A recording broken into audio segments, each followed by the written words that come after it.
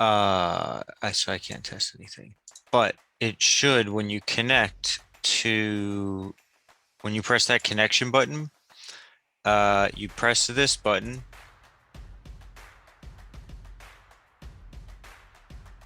and then this should come up. Okay, so that's the next thing you should see. You know, you choose which wallet you connect to, and then you press the next button. You press the connection button, and now it says you're connected, and then you see the wallet address over here.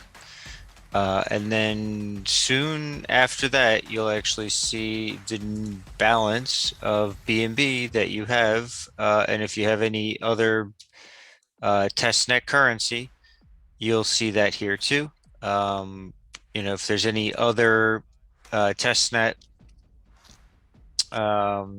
with liquidity that you can trade, you can do it right here and test it out. So just as an example, we could swap the little bit of BNB we have there for about $17 of BUSD. So I'm only gonna do one BUSD just for the example's sake. And you can actually see how the swap works and how it should work. And this is all on testnet, by the way. This is just using speedy nodes because it's slightly faster than the regular testnet thing. But we could click here, and this is regular testnet. And same thing happens.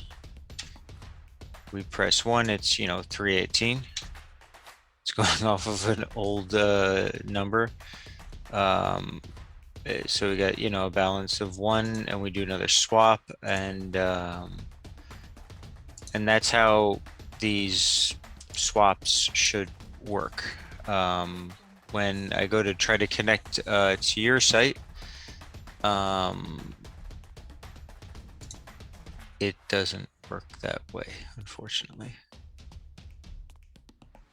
Not yet. I do have faith in you guys that you guys can pull through and fix this.